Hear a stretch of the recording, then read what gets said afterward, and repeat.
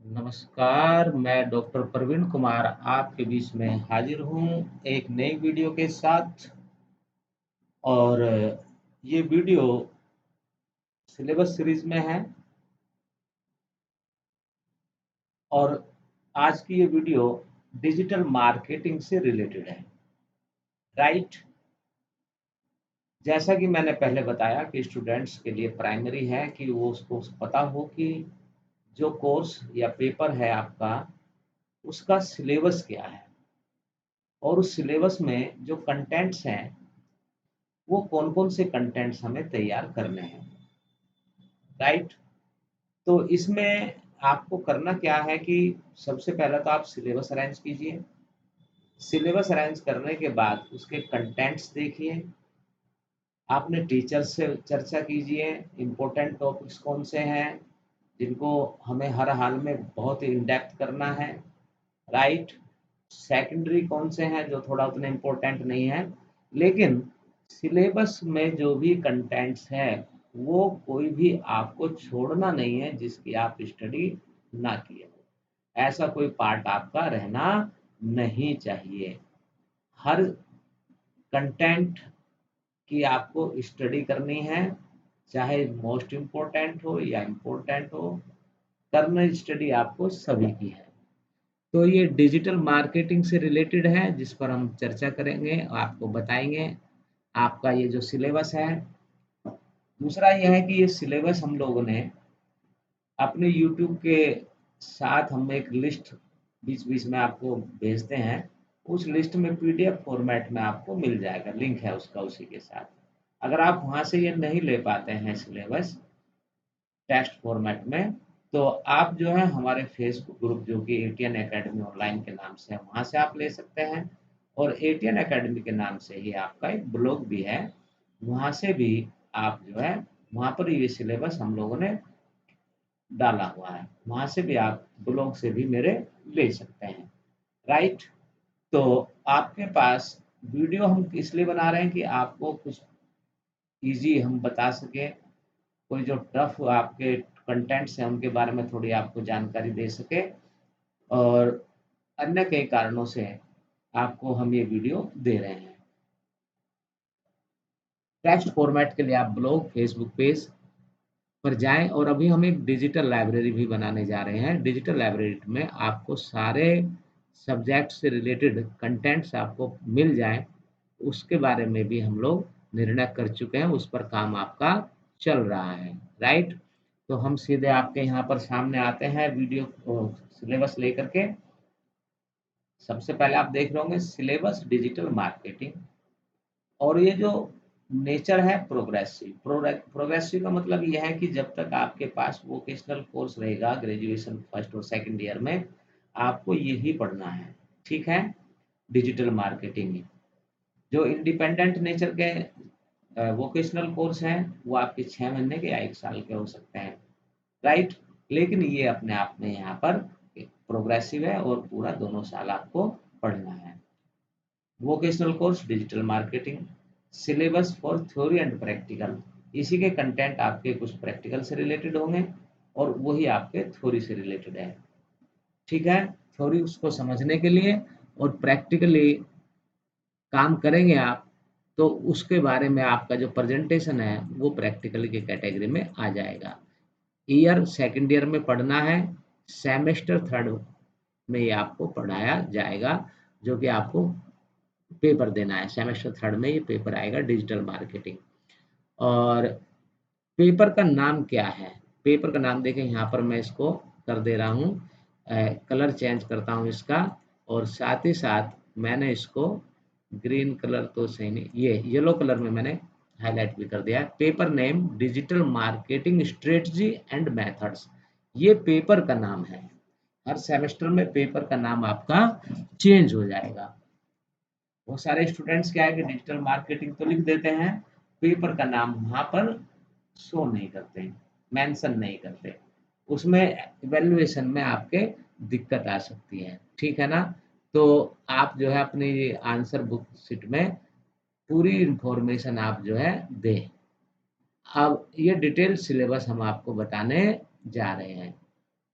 इसमें detailed syllabus के अंतर्गत आपको पहली यूनिट जो दी गई है, इस यूनिट में स्ट्रेटेजिक डिजिटल मार्केटिंग के बारे में आपको क्या-क्या जानना चाहिए, कंसेप्ट क्या है इसकी, नीड एंड इम्पोर्टेंस क्या है, राइट?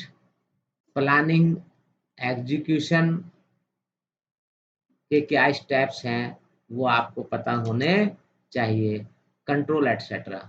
उसके बाद है डिजिटल मार्केटिंग स्ट्रेटजी। क्या है उसके बाद? Digital marketing strategy.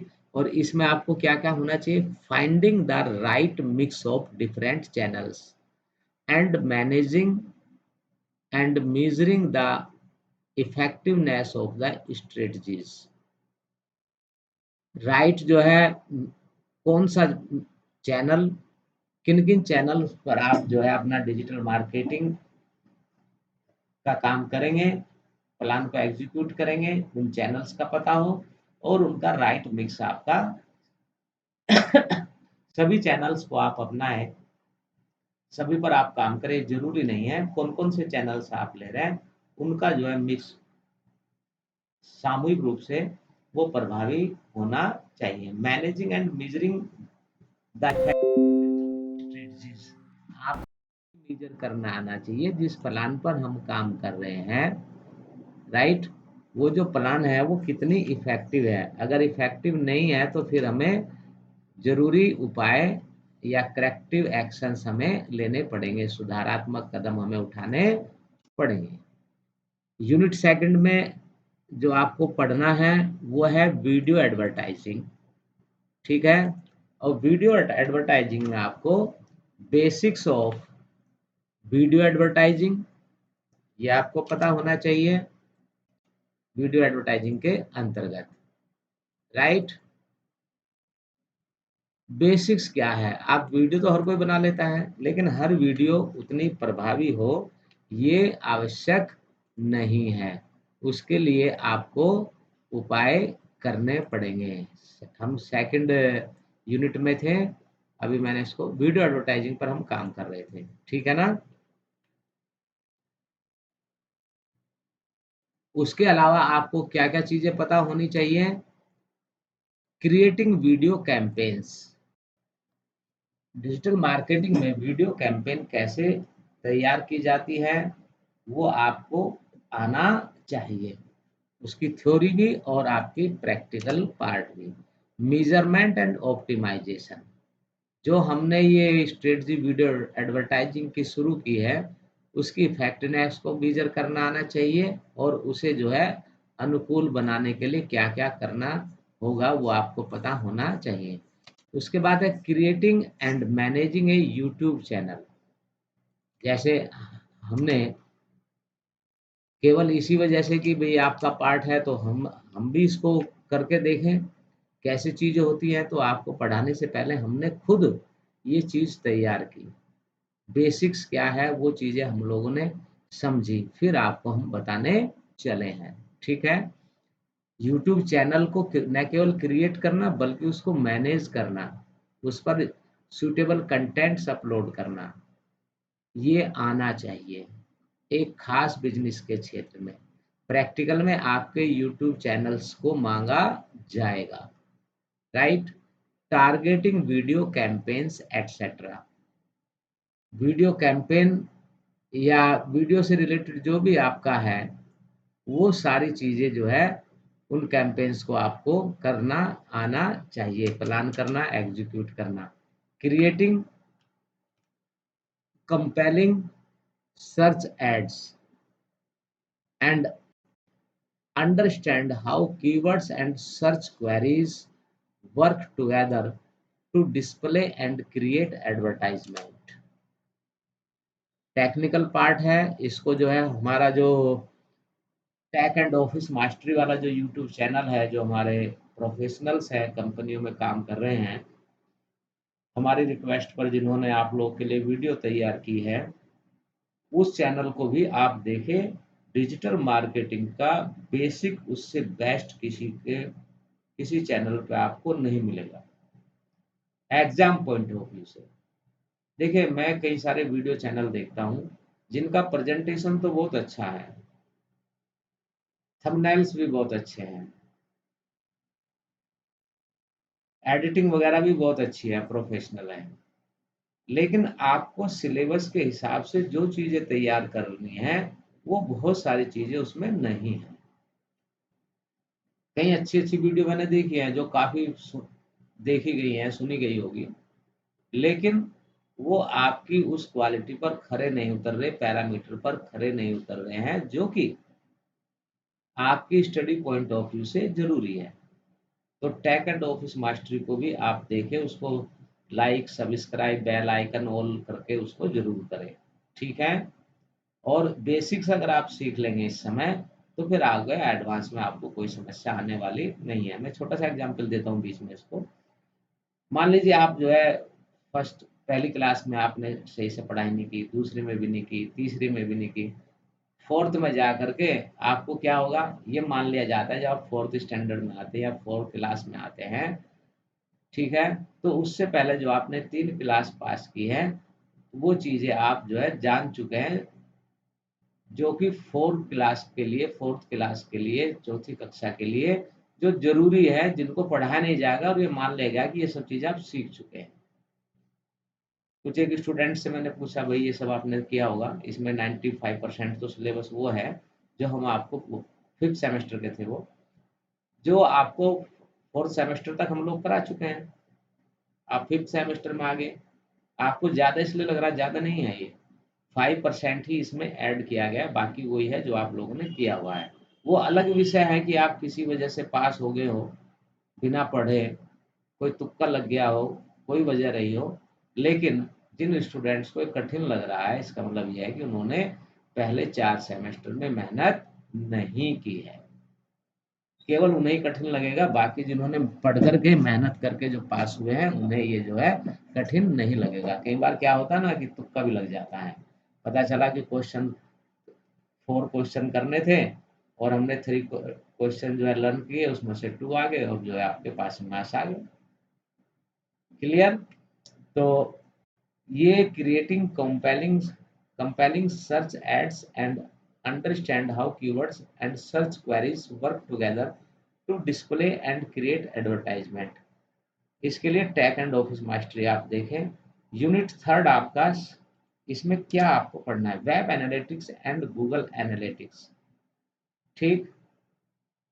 एक तो ये गूगल एनालिटिक्स टूल के बारे में आपको जानकारी होनी चाहिए इसमें, राइट।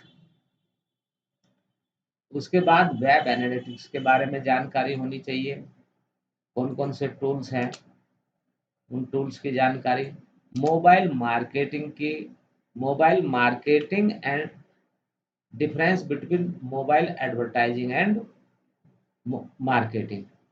अब ये जो है आपका एक अलग हेडिंग बन गया है, ये इस तरीके से आपका डिफरेंस दोनों के बीच में पता हो, किस किस के बीच में, मोबाइल एडवर्टाइजिंग और मोबाइल मार्केटिंग, ठीक है ना। उसके बाद क्या दिया है इसने, utilising mobile marketing for sales. ये जो मोबाइल हम लोग यूज कर रहे हैं, सेल्स में किस प्रकार से इसका उपयोग किया जा सकता है, ठीक है, ये आपको देखना। ऑनलाइन एप्लीकेशन एक्सेट्रा, इनके बारे में आपको जानकारी होनी चाहिए। यूनिट फोर्थ आपको यहाँ पर क्या कहते हैं कि आपको क्या पढ़ना है, एसईओ आपको पढ़ना है, मीन्स सर्च इंजन ऑप्टिमाइजेशन, ये आपको पढ़ना है। क्लियर? सर्च इंजन ऑप्टिमाइजेशन के फंडामेंटल्स क्या है, कीवर्ड्स क्या है, राइट। एसईओ कंटेंट प्लान आपको आना चाहिए, keywords and SEO content plan के बारे में आपको जानकारी होनी चाहिए। और इसी को अगर तैयार करने के लिए कह दे एसईओ कंटेंट प्लान तैयार कीजिए, तो वो आपका प्रैक्टिकल का पार्ट हो जाता है यहीं पर।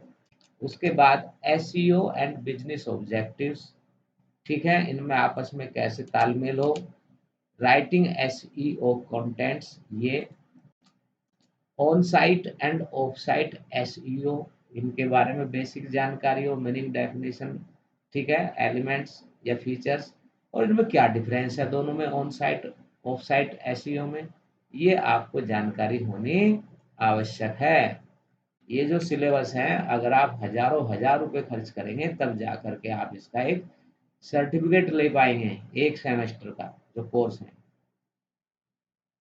बस अगर आप मेहनत करें तो सिंपल जो आपने फीस जमा की है कॉलेज में, और थोड़ा सा स्टडी में अगर आप थोड़ा सा इन्वेस्ट कर लें, जैसे मान लीजिए बुक्स आपके अरेंज हो जाए, मोबाइल है, बहुत सारे स्टूडेंट्स के पास डाटा नहीं है, मोबाइल लेकर आए, हमने वेबसाइट बनवाना शुरू किया, या मान लीजिए एसईओ के बारे में हम प्रैक्टिकल कराना शुरू किया, उनके पास है ही नहीं, डाटा ही नहीं है, फोन है हाथ में, अब क्या सिखाएंगे उनको बताओ। जिसके लिए इंटरनेट जरूरी है वो होना चाहिए। अब थोड़ा सा अपनी पॉकेट मनी से बचा के अपना डाटा फोन का जरूर रखें, ठीक है। और दूसरा ये है कि चूंकि इसके लिए कोई अलग से फंड की व्यवस्था जो है एनईपी में नहीं की गई है, तो जो टीचर्स जिसको रेस्पॉन्सिबल बनाया गया है वो किसी तरीके से बेचारा मैनेज करता है। तो उसके जो प्रयास हैं, उन प्रयासों को भी आप जो है थोड़ा सा ध्यान में रखते हुए, कि कैसे कैसे मैनेज करता है वो टीचर जो कोऑर्डिनेटर बनाया गया है, तो उसके प्रयासों को सलाम करते हुए आप थोड़ा सा खुद भी प्रयास करें। इसके बाद इसमें आपको क्या है, major social media platforms for marketing. कौन कौन से सोशल, अच्छा यूनिट 5 है, इसमें सोशल मीडिया मार्केटिंग के बारे में आपको पढ़ना है, राइट। उसका इंट्रोडक्शन होना पता होना चाहिए आपको, सोशल मीडिया मार्केटिंग का इंट्रोडक्शन। अगर इसके इंट्रोडक्शन में आप क्या लिखेंगे, वही meaning, definition, characteristics, concept etcetera, ये चीज़ें बेसिक आपको पता होना चाहिए। इंट्रोडक्शन के बाद है इसमें major social media platform for marketing. कौन कौन से प्लेटफॉर्म हैं जो सोशल मीडिया मार्केटिंग में यूज किए जा सकते हैं या किए जा रहे हैं। Developing data driven audience and campaign insights, ये आपको पता होना चाहिए। सोशल मीडिया फॉर बिजनेस, ठीक है। अब सोशल मीडिया को बिजनेस के लिए कैसे यूज करें, कोई यूनिक आइडियाज आपके पास है तो उनको आप अमल में लाएं। Creation and optimisation of social media campaigns, इसके बारे में आपको पता होना चाहिए। यूनिट छोटी छोटी यूनिट है, कोई इसमें बस यूनिट ज़्यादा है, सिलेबस इतना ज़्यादा नहीं है, हाँ इम्पोर्टेंट है, अगर आप इसको कर लेते हैं तो आप बेरोजगार तो रह ही नहीं सकते आज के समय में। 6th यूनिट ईमेल मार्केटिंग के बारे में आपको जानकारी होनी चाहिए, ठीक है। और ईमेल मार्केटिंग के बारे में जानकारी में इवोल्यूशन ऑफ ईमेल थोड़ा सा बेसिक, कैसे इसका आविष्कार हुआ, development and advancement in email marketing, इसमें क्या क्या डेवलपमेंट हुए हैं इस समय। देखो टेक्नोलॉजी है, ये मानते हैं कि 6 महीने में पुरानी पड़ जाती है टेक्नोलॉजी, ठीक है ना, नई नई चीज़ें आ जाती हैं, इसलिए अपडेट रहें। मैपिंग इंडस्ट्री ट्रेंड, इंडस्ट्री में क्या क्या खास चीज़ें चल रही हैं इस क्षेत्र में, उसको देखें। एलिमिनेटिंग स्पैम स्पैम मैसेजेस, अब स्पैम का भी कोई नई चीज़ आती है अपने साथ, अच्छाई के साथ साथ बुराइयां भी लाती है, तो उसको कैसे दूर करना है स्पैम मैसेजेस को, ठीक है। यूनिट 7, ये कंटेंट मार्केटिंग से रिलेटेड है, और इसमें आपको SEO and content writing, various content marketing strategy. Unit ज़्यादा है, सिलेबस ज़्यादा नहीं है, इस बात का ध्यान रहे। 7th आपकी जो यूनिट है उसमें क्या करा, 8th, इसमें आपको क्या पढ़ना है, वेब डिज़ाइन के बारे में। अब वेब डिज़ाइन चूँकि आपको हमने यहाँ पर आपको सिंपली, आप बीटेक के स्टूडेंट हैं तो वेब डिजाइनिंग और तरीके का होगा, लेकिन अगर आप मान लीजिए अप्लाइड ह्यूमैनिटीज़ के स्टूडेंट हैं, ह्यूमैनिटीज़ खासतौर से कॉमर्स के, आर्ट्स के स्टूडेंट्स हैं, या सिंपल बीएससी कर रहे हैं, वहाँ पर आप डिजिटल मार्केटिंग कोर्स पढ़ रहे हैं, तो वहाँ पर आपको इसके अंतर्गत ये अपेक्षा की जाती है कि आप फ्रंट एंड वेबसाइट तैयार करें। फ्रंट एंड वेबसाइट टेम्पलेट्स हैं, उन्हीं में आपको कस्टमाइज करके अपनी वेबसाइट बनानी है। बहुत सारे फ्री वेबसाइट होस्टिंग प्लेटफॉर्म्स हैं, फ्री वेबसाइट डोमेन आपको मिल जाता है, उसका यूज करके आप जो है वेबसाइट डिजाइनिंग का काम पूरा करें, ठीक है। ये प्रैक्टिकल पार्ट भी है, लेकिन उससे पहले आपको थ्योरी आपको पढ़नी ही पड़ेगी। तो वेब डिज़ाइन के बारे में आपको बताना होगा, ऑप्टिमाइज़ेशन ऑफ वेबसाइट, किस प्रकार से वेबसाइट को ऑप्टिमाइज़ किया जा सकता है, ताकि सर्च में आपकी वेबसाइट ऊपर आ जाए। पब्लिशिंग बेसिक पब्लिशिंग ए बेसिक वेबसाइट, जैसे हमने 5 पेज से लेकर के आपको 10 पेज तक के लिए कम से कम 5 पेज की आपकी वेबसाइट पहले सेमेस्टर में, और आप सेकंड ईयर में आपकी 10 पेज की वेबसाइट होनी चाहिए, ठीक है ना? तो बेसिक्स पेजेज उसमें हो, बेसिक चीज़ें उसमें आप पोस्ट कर दें। यह आपको होमवर्क भी दिया हुआ है। उसके बाद आपका user centred design and website optimisation. Website जो है यूजर फ्रेंडली होनी चाहिए, तो ही वो उस वेबसाइट पर रुकेगा, अदरवाइज उसको छोड़ देगा, क्योंकि जो सर्विस लेगा वो आपसे पेमेंट सर्विस लेगा। Design principles and website copy. Website को डिजाइन करते समय कौन कौन से फैक्टर्स को या सिद्धांतों को ध्यान में रखना है। उसके बाद है website matrix and developing insights. ये जो फ्री की वेबसाइट है जहाँ टेम्पलेट्स में आपको यूज़ करना है, तो वहाँ पर आपको ये सब चीज़ें ऑटोमेटिक मिल जाएगी, बस आपको उसको देखना आना चाहिए। उसमें थोड़ा बहुत कुछ चेंज हो सकता है, वो आपको कर देना चाहिए। क्लियर है? तो ये आपकी वेबसाइट यहाँ पर जो है का काम, सिलेबस हमने बता दिया है डिजिटल मार्केटिंग का। एक बार फिर मैं आपको रिपीट करता हूँ।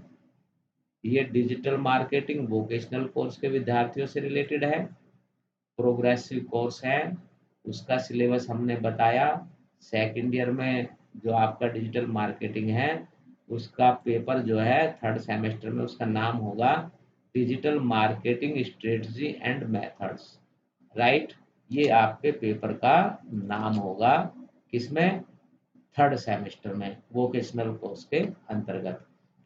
तो मुझे लगता है कि ये वीडियो यहाँ पर हमें पूरी कर देनी चाहिए। सिलेबस हमने आपको बता दिया, जो उसमें समझाना था वो भी समझा दिया।